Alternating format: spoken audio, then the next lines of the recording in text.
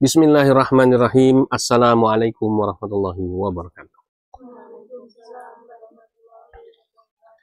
Ikhwafillah dimanapun antum berada yang dimuliakan oleh Allah Subhanahu Wa Taala. Alhamdulillahirabbil alamin.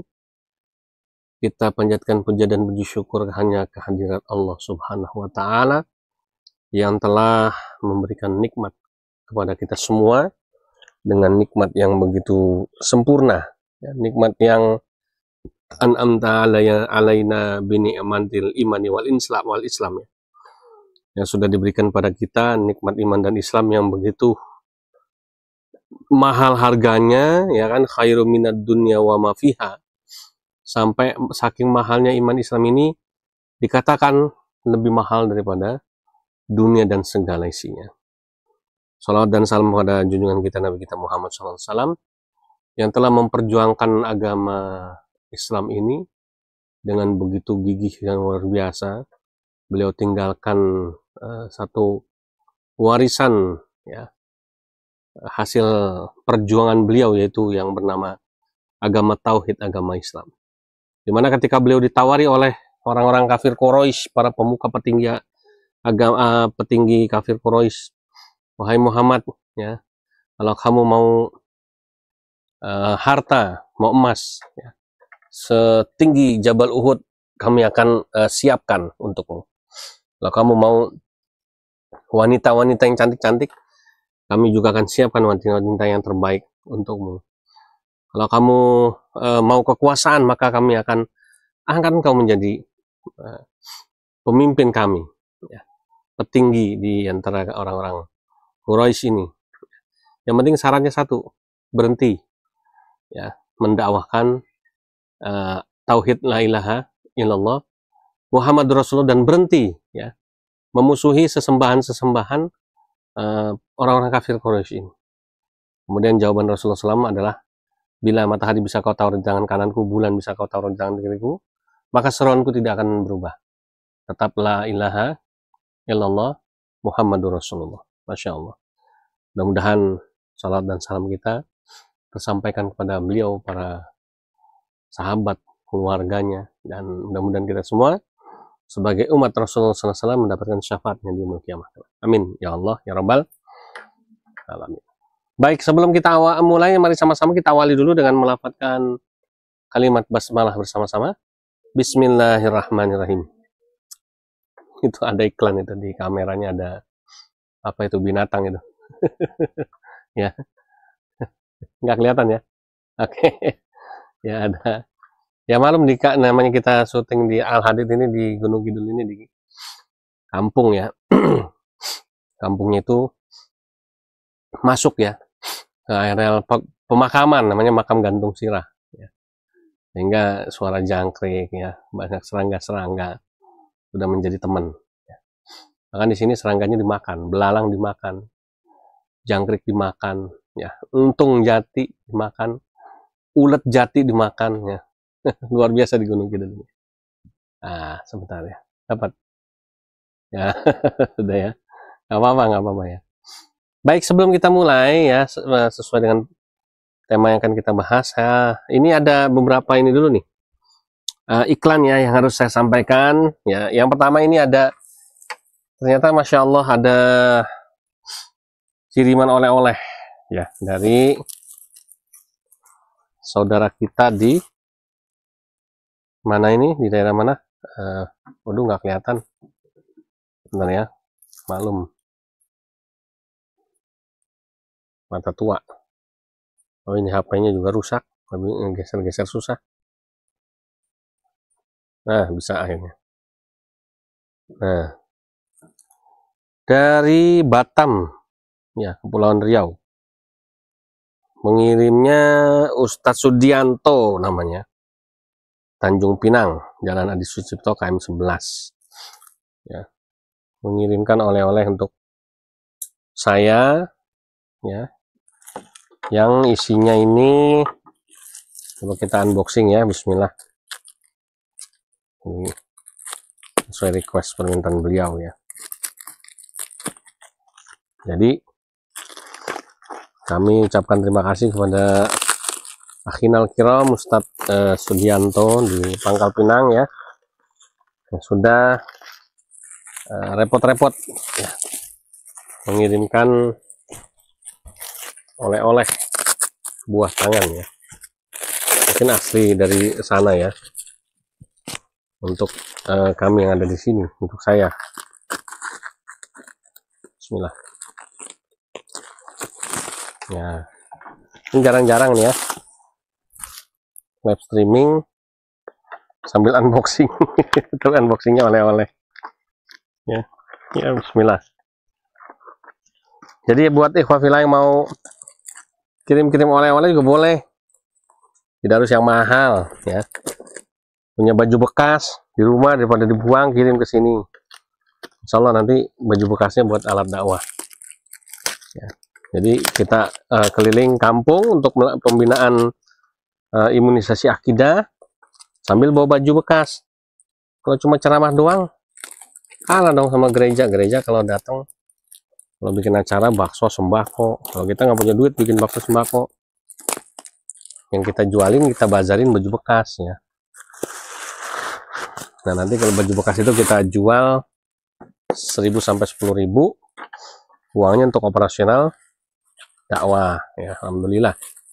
Jadi yang punya baju bekas di rumah banyak, jangan dibuang, nggak usah dipilih-pilih, kirim aja ke Pondok Pesantren Al-Hadid. Alamatnya nanti di running text. Wah, masya Allah, ini kesukaan saya nih, ikan teri. Waduh, luar biasa, bisa dibuat makan 85 orang santri-santri di Pondok Pesantren Al-Hadid. Wah, ini ya, kayak sambal sayur asam, subhanallah. Terima kasih sekali lagi ya kepada Ustadz Sudianto di Pangkal Pinang ya, yang sudah mengirimkan oleh-oleh.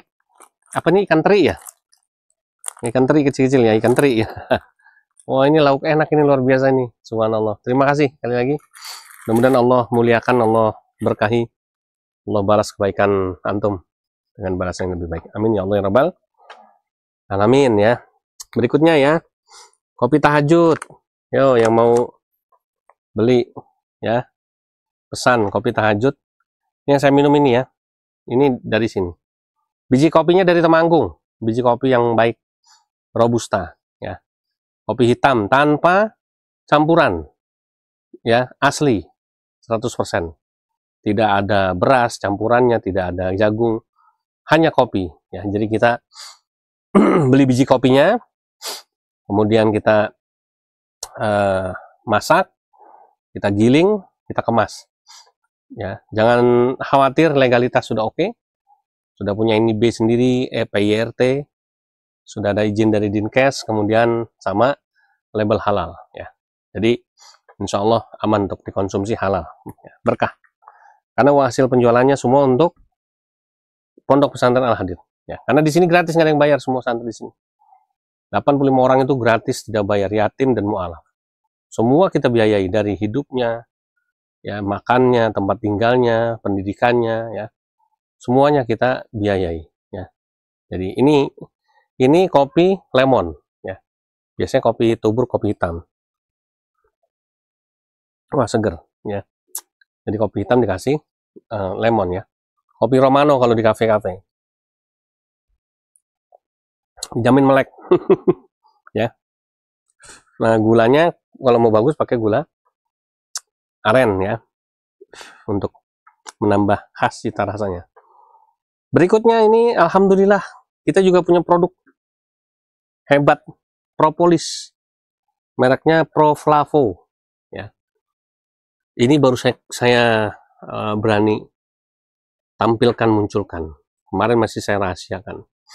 Kenapa? Karena saya mau melihat langsung, merasakan sendiri, membuktikan sendiri khasiatnya apa. Produk propolis banyak ya, tapi yang ini punya daya tarik sendiri. Satu, ini sudah teknologinya sudah teknologi nano. Botolnya botol beling, bukan botol plastik ya. Kemasannya sudah sangat baik. Ada kipetnya di dalamnya, kemudian ini isinya 10 ml ya, bukan 6 ml. Harganya murah meriah ya, 200.000 harga jualnya.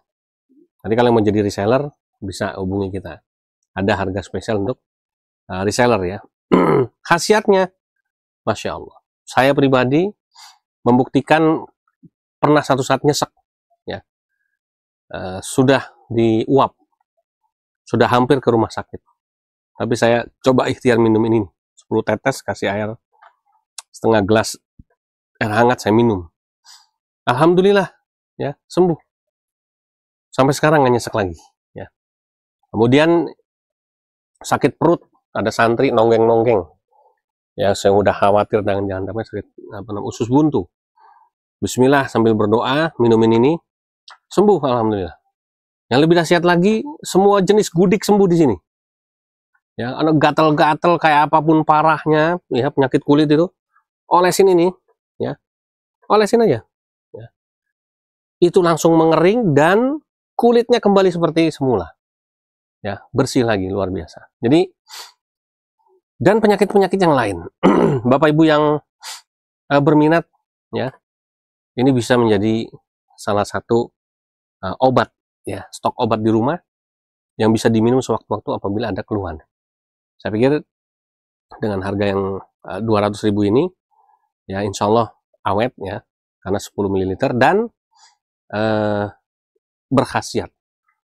Dan yang milik ini, pemilik propolis ini, perusahaan ini adalah milik ikhwan kita, saudara muslim kita dari Solo yang orangnya luar biasa, dermawan sekali, ya. Dan insya Allah ini membawa keberkahan buat kita.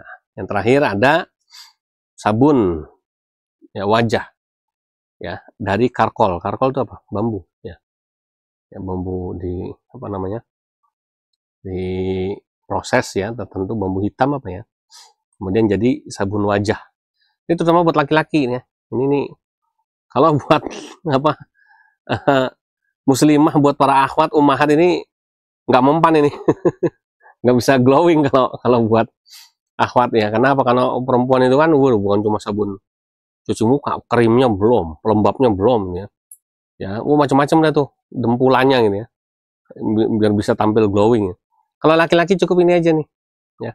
Insya Allah wajahnya bisa ganteng kayak saya, ya. Promosi kan. Kalau ditanya Ustadz pakai nggak, ya pakai lah, gitu. Promosi sendiri, pakai sendiri dong. Jadi di semua ini dipakai. Itu barangkali, ya, iklan dulu, ya. Yang mau tanya-tanya tentang produk-produk ini, silakan nanti di japri saja, ya.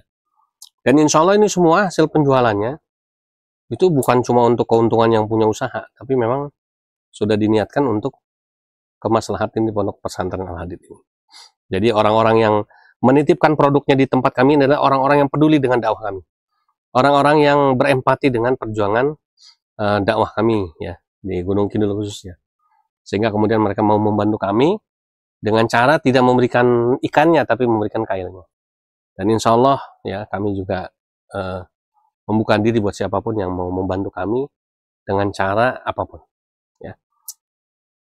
Yang terakhir sebelum masuk pembahasan kurban, ya, kami sangat membutuhkan kurban, terus terang Bapak Ibu. Jadi saya pikir buat Bapak Ibu yang ada kelonggaran rezeki, tidak ada salahnya berkurban aja deh di sini. Ya, modal 2 juta, 2,5 juta sudah dapat kambing insya Allah. Standar, ya. Sudah poel memenuhi syarat. Kalau besar kecilnya ya seharga 2 juta, 2,5 juta, ya. Tentu, ya, berbeda dengan harga 3 juta, 4 juta, ya. Tetapi paling tidak kalau Bapak Ibu yang mau berkurban tapi punya uang mepet cuma 2 juta, ya, 2,5 juta, udahlah ke sini aja. Kami akan carikan kambing yang insya Allah memenuhi syarat kurban, dan insya Allah pahalanya juga luar biasa. Kenapa? Karena kurban yang sudah dititipkan ke sini, ini betul-betul kami pastikan yang menerima adalah orang-orang yang tepat sasaran. Sebab bukan cuma sekedar fakir yang kami sasar, tapi mereka-mereka masih membutuhkan penguatan akidah dari ancaman pemurtadan. Ini yang kami utamakan, ya. Mau kurban sapi, subhanallah, lebih hebat lagi. Harganya 17.500.000, berat antara 250 sampai 300 kg, ya. Patungan sapi boleh, ya.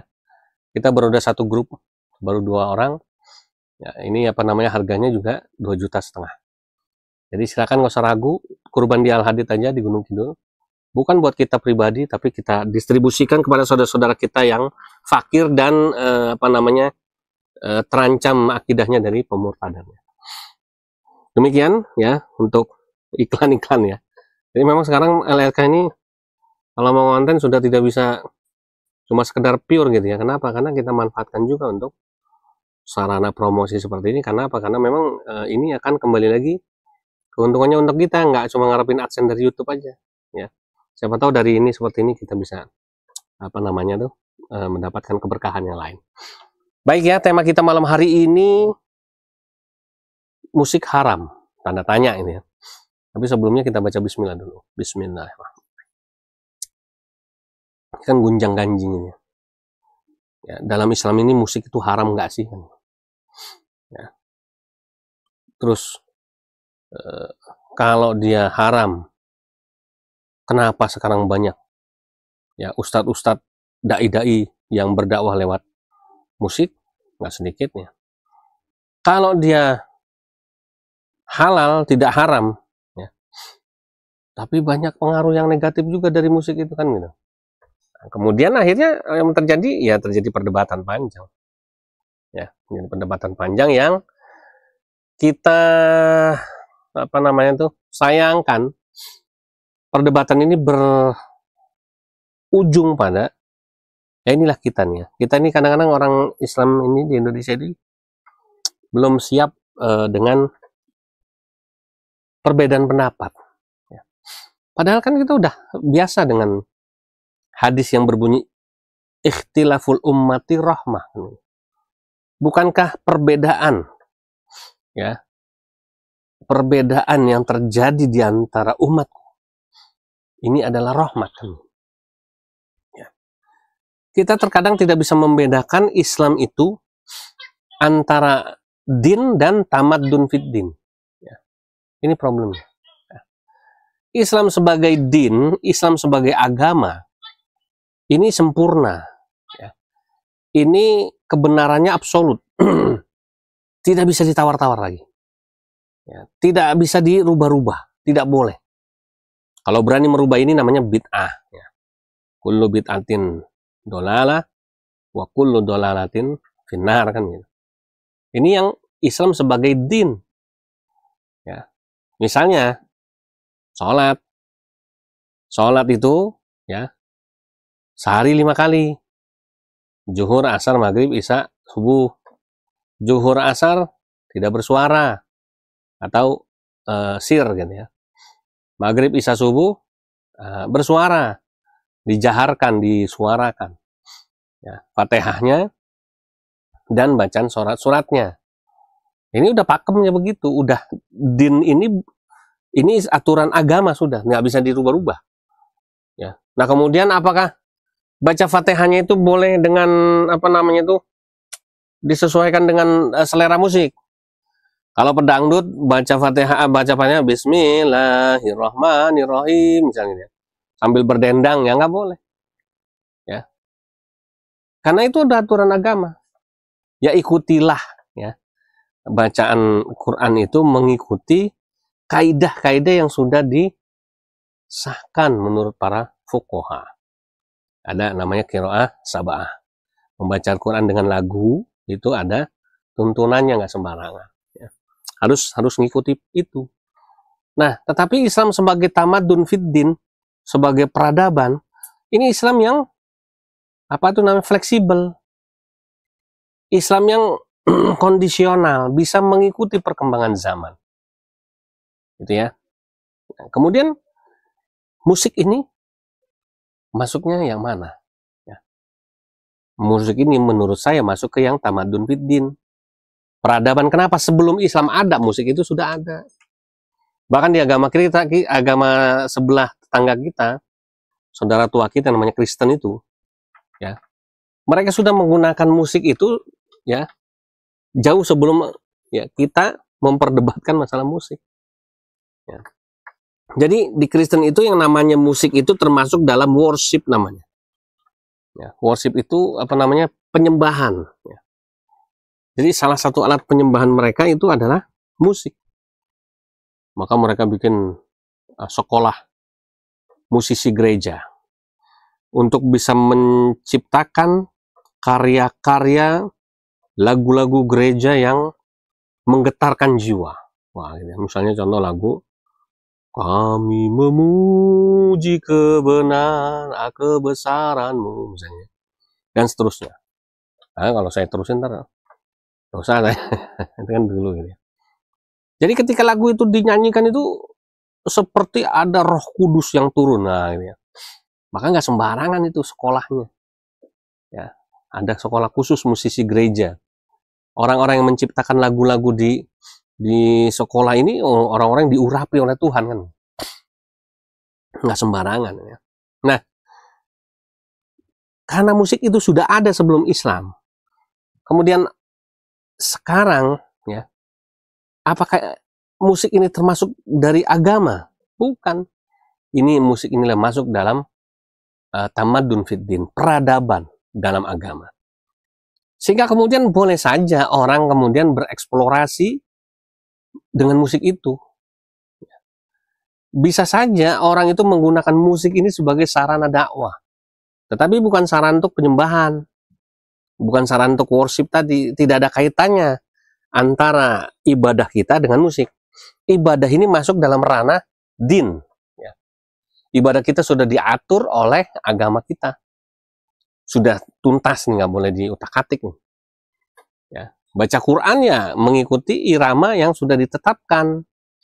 Ya. Tidak boleh kemudian kita dendangkan ya kan, menurut selera hati kita. Nanti baca Quran di versi koplo misalnya nggak boleh. Ya. Tetapi kalau masalah musik, ini adalah tamadun fiddin, peradaban. Ya. Sehingga kemudian boleh saja orang menjadikan musik ini sebagai alat dakwah. Ya kan, misalnya Bang Haji Roma Irama, ya. Nada dan dakwah gitu ya. Jadi dia menciptakan lagu dangdut, tetapi kemudian syair-syairnya mengajak kepada amar ma'ruf nahi mungkar, misalnya. Mengajak kepada birrul walidain, misalnya contoh lagu Keramat, ya. Yang tentang ibu gitu ya. Bagaimana keramatnya manusia itu adalah doa ibu. Jadi digambarkan bagaimana sosok ibu dalam lagu itu adalah sosok yang luar biasa. Ya boleh saja gitu ya. Boleh saja. Dan banyak para musisi-musisi lain, misalnya ya Kiai Kanjeng MH Ainun Najib ya, menggunakan sarana musiknya untuk berdakwah. Ya nggak apa-apa juga menurut saya. Kenapa? Karena musik itu tidak termasuk bagian daripada din. Musik ini adalah tamadun fiddin, peradaban agama. Dan kita tidak bisa menolak peradaban. Ya. Kita tidak bisa menolak anak muda Islam ini senang musik misalnya. Nggak bisa. Kita hanya bisa memberikan batasan pada mereka. Ya. Tolong dek, gitu ya. Tolong mas, mbak. Ya. Musik boleh nggak? Boleh. Ya. Haram tidak? Musik tidak haram. Selama ya, ketika kita dengarkan musik tidak menjadikan kita lalai pada Allah. Tetapi kemudian ketika kita dengerin musik kemudian jadi lalai, waktunya sholat dia nggak sholat misalnya, waktunya ngaji dia milih nonton konser dangdut misalnya, nyawer biduan misalnya kan, ya. Waktunya misalnya harusnya dia bantu orang tuanya, karena birrul walidain itu adalah ajaran yang sangat tinggi dalam Islam. Dan ini ajaran agama, birrul walidain itu ajaran din, agama. Kemudian akhirnya dia menolak disuruh orang tuanya, menolak membantu orang tuanya. Kenapa? Karena lebih enak ya bermain musik, nongkrong sama teman-temannya. Nah, yang seperti ini baru menjadi haram. Tapi kalau musiknya boleh saja, nggak bisa kita tolak, nggak bisa kita pungkiri. Ya, peradaban ini semakin maju dan kita tidak bisa menolak kemajuan peradaban itu. Yang bisa adalah kita justru mengemas bagaimana musik-musik yang bermunculan sekarang, ya, menjadi musik yang kemudian tidak melanggar ketentuan agama. Contoh sekarang misal muncul itu aliran musik beatbox. Wah, ini kan aliran terkinian, ya. Zaman dulu paling kita dengar lagu pop, ya. King pop itu siapa? Michael Jackson misalnya. Bismillah. Kemudian kita Dengar ada namanya Raja Rock and Roll, Elvis Presley kan ini ya. Raja Reggae, siapa gitu ya, Mbah Surip kalau di Indonesia ya. Raja Dangdut, Roma Irama gitu ya. Wah, luar biasa. Jadi nggak bisa kita hilangkan beatbox sekarang, musik terkini, genre musik terkini. Digandrungi anak-anak pun, nggak mungkin orang tua yang senang beatbox, oh, giginya aja gigi palsu, ompong, nyoplok semua, gitu, gimana? Namanya beatbox kan pakai mulut gitu ya. Nggak bisa, ini pasti anak-anak muda nih yang seneng ini. Ya, sehingga kemudian bagaimana beatbox ini menjadi musik yang ya tidak melanggar aturan agama gitu ya. Misalnya contohnya, ya dia nyanyi beatbox ya, sementara ludahnya muncrat kemana-mana gitu ya, jadi nyebarin najis di mana-mana. Ya, oh berarti harus seperti ini caranya gitu ya. Mungkin mic-nya mic yang khusus gitu ya, mungkin ditutup gitu ya, atau mungkin beatbox-nya pakai masker. Mana bisa ya nyanyi beatbox pakai masker gitu ya, yang nggak keluar suaranya gitu ya. Nah, jadi ini cuma guyonan. Boleh saja, memang aliran musik kan berkembang, ada beatbox sekarang, ada rap gitu ya. Sekali dia melantunkan lagu rap ini serat bisa puluhan ribu kata dengan kecepatan iramanya ya, yang bisa kita ikutin ya. Kecuali memang dia yang belajar di situ, yang terjun di dunia itu. Nggak bisa, mungkin diganti kata-katanya yang tadinya memuja wanita, memuja cinta penghambaan kepada manusia, diganti dengan memuja Allah, ya kan? Kemudian mengagungkan Allah, membesarkan nama Allah, membesarkan Islam, kan nggak ada salahnya, boleh-boleh aja. Ya. Jadi sekali lagi, menurut kami, musik itu boleh saja. Ya. Musik bisa menjadi halal manakala kita bisa mengendalikan musik yang kita mainkan ini menjadi musik yang justru mungkin bisa mendukung dakwah kita, atau mungkin menjadi musik yang hanya sekedar hiburan, ya kan? Menjadikan musik yang hanya sekedar ya melepaskan kepenatan, ya kan? Sekali-kali bernostalgia main musik, boleh-boleh saja. Ya. Asal jangan menjadikan musik yang kemudian kita jadi lalai pada Allah, main musik tapi auratnya kemana-mana, main musik tapi sambil mabok misalnya, minum obat, ya, sambil narkoba, ya ini yang nggak boleh seperti itu, ya. Sehingga kemudian saya pikir perdebatan soal musik ini tidak perlu menjadikan kita saling caci maki, saling menghina, ya. Bahkan mohon maaf lahir batin, saya sangat prihatin ini ya, ketika ada seorang ustadz terkenal menyampaikan pendapatnya dan hujahnya berbuah dibully oleh netizen, ya. Padahal beliau ini sosok yang sangat cerdas, ya, bahkan jenius, disegani, ya. Sepertinya gini aja, kalau ada orang yang menganggap musik itu haram, ya nggak apa-apa, ya, nggak apa-apa, boleh saja dia berpendapat demikian. Tapi kalau ada ulama lain yang membolehkan misalnya, ya boleh juga, nggak apa-apa. Itu tadi dasarnya. Dasarnya itu selama musik itu tidak menjadikan kita lalai pada Allah, tapi justru sebaliknya, kita tidak, karena alasan kita adalah karena musik ini adalah tamadun fiddin, peradaban dalam agama yang tidak bisa kita hindari. Kita nggak bisa sekarang kemudian hidup di dalam ruang kedap suara, nggak dengar musik sama sekali, mana bisa. Sekarang ini HP ada musiknya, ya kan? Di rumah-rumah orang Islam, ya, semua yang punya sound system keluar musiknya. Ya, bahkan mohon maaf, mau pengajian di masjid keluar musiknya itu. Qasidahan apa bukan musik kan gitu. Ya, sholawatan juga musik kan gitu, ada musiknya. Pakai keyboard, ya kan? Nggak, sholawatan zaman dulu mungkin pakai kompang, pak pak pak pak pak, bung bung bung bung gitu ya. Ya, kepala botak, perutnya kembungan itu. Itu yang zaman dulu. Nah, sekarang udah pakai gitar ya. Ya organ ya, udah pakai alat-alat canggih semua. Ya, sambil sholawatan ini ya, mendayu-dayu. Ya mungkin, mohon maaf, mungkin ada orang yang berpendapat kok sholawatan model begini bukan menambah kecintaan kita kepada Nabi Muhammad. Ya. Justru cuma membuat orang tersirap itu apa ya? Terhipnotis dengan lantunan musik yang indah. Apalagi kalau sound systemnya dipakai nyewa sound system yang bagus. Sound system yang bagus itu kan berpengaruh pada musik yang dihasilkan suaranya. Semakin mahal sound systemnya, semakin mahal mic-nya, dengarnya juga enak. Coba kalau pakai mic-nya mic Al-Hadid. Biarin apa?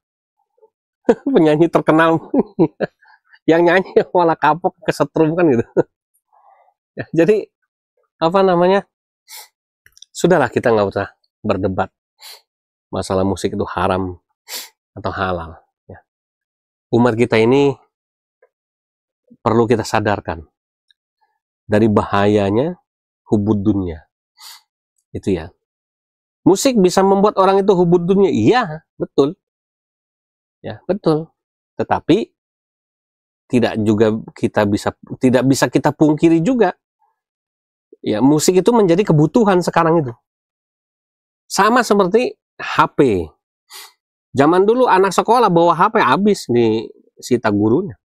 Setelah corona, COVID melanda, sekarang orang sekolah wajib bawa HP.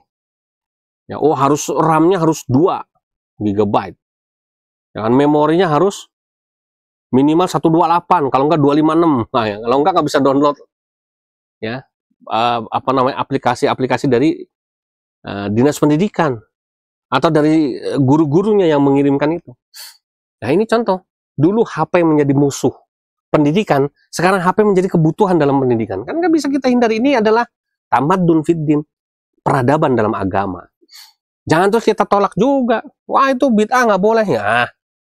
Ya, akhirnya orang-orang di luar sana ngatain kita lagi, kadrun lagi kan gitu.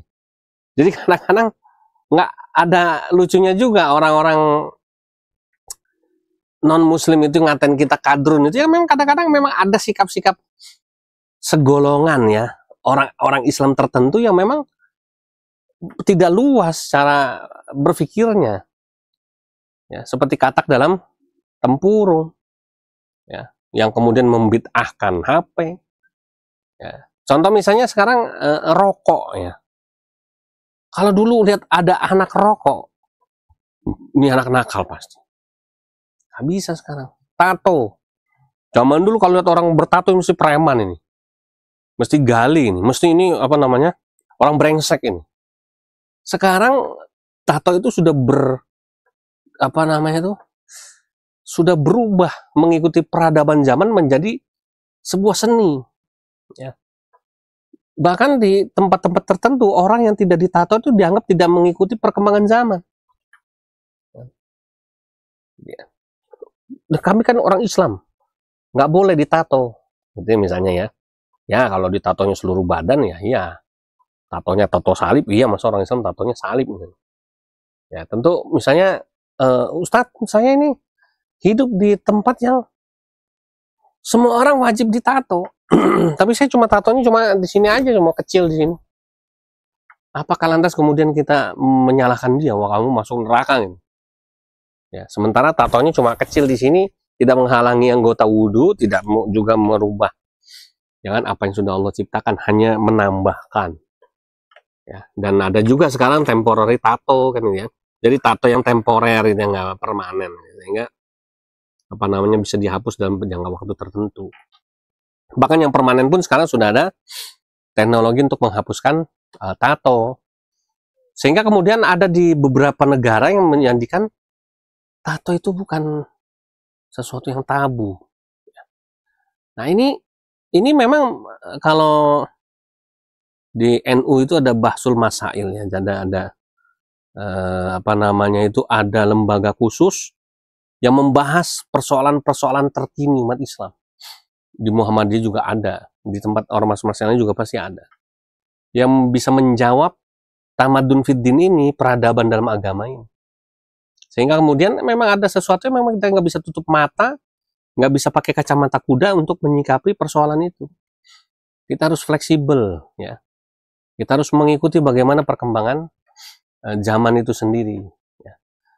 Seperti contoh lah, misalnya contoh ya, akikah itu bukan din. Akikah itu adalah tamadun fiddin.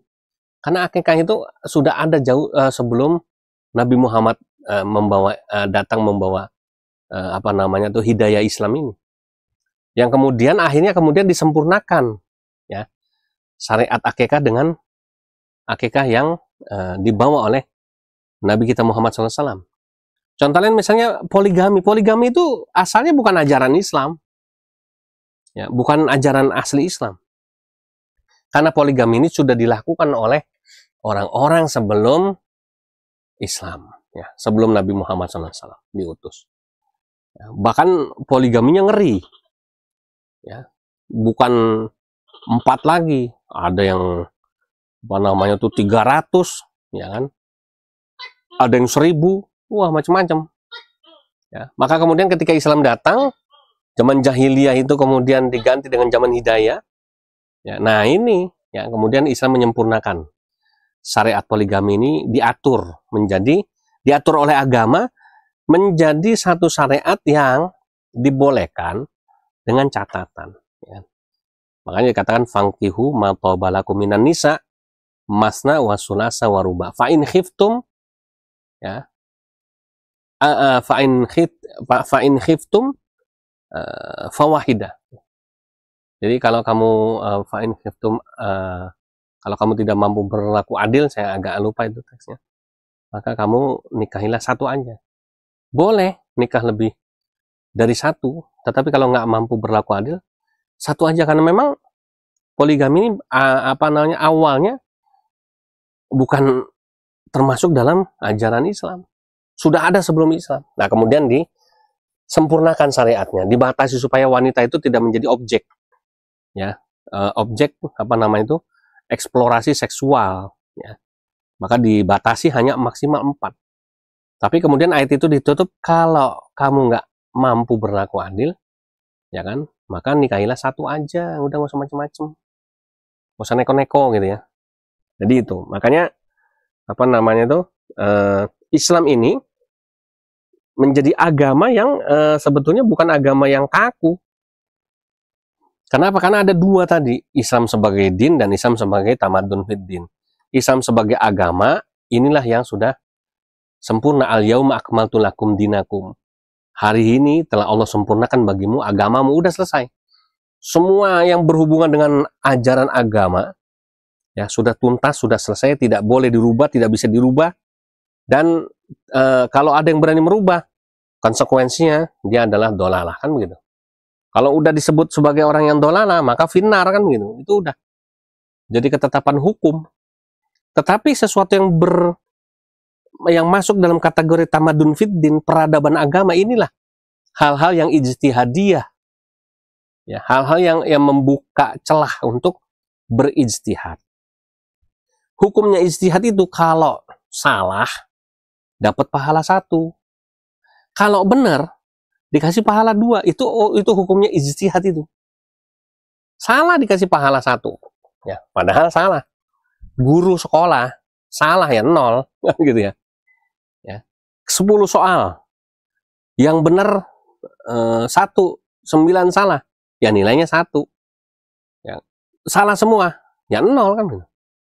Nggak ada yang guru sekolah misalnya, ini salah semua, nilainya udahlah kasihan ditambah jadi 3 misalnya. Ya, mungkin ada, tapi menurut guru itu mungkin anak ini anak yatim piatu, ya kan, kasihan, biar doanya itu membawa berkah buat Pak Guru, nilainya ditambah misalnya. Ya, bisa jadi seperti itu. Tapi ya, kalau kita mau merujuk pada dalil ijtihad, ya memang seperti itu. Kalau salah aja masih dikasih pahala 1.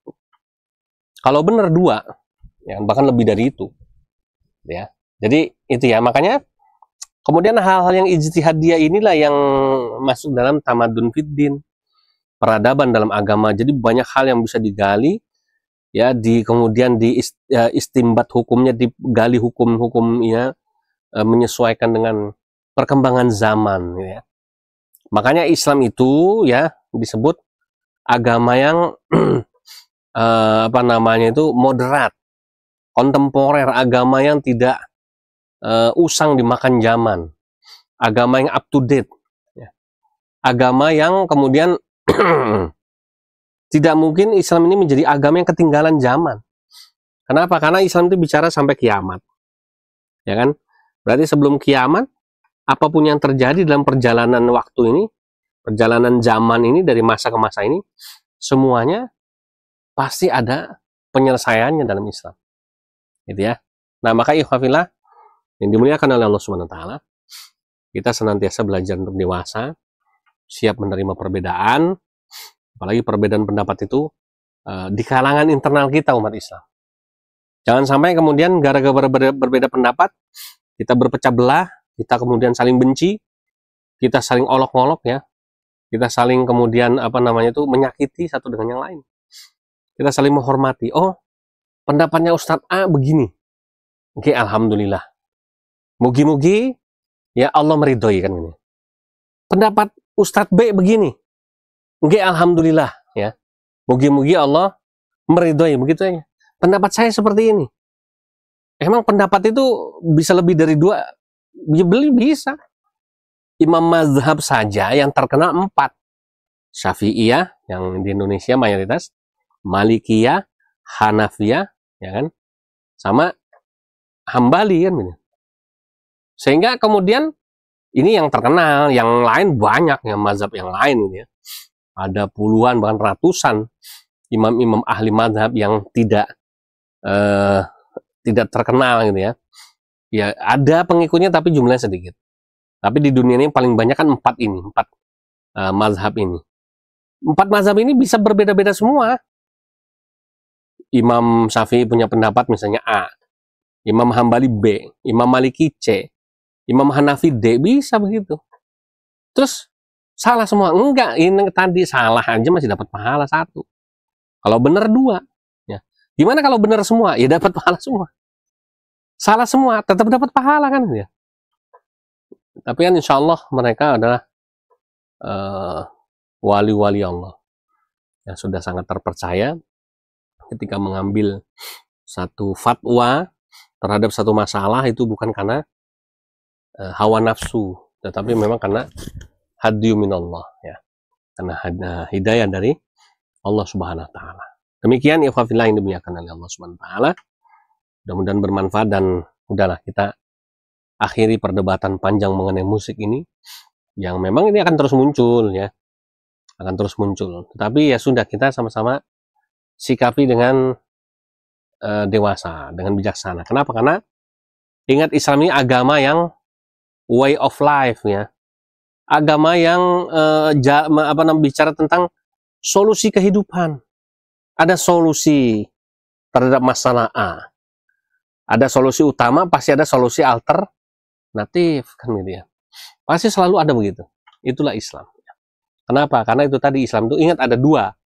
Islam sebagai din yang tidak bisa dirubah karena sudah begitu dari Allah, harga mati. Ada Islam sebagai tamadun fiddin, Islam sebagai peradaban. Inilah, ya, celah ijtihad, ya, diperbolehkan, ya.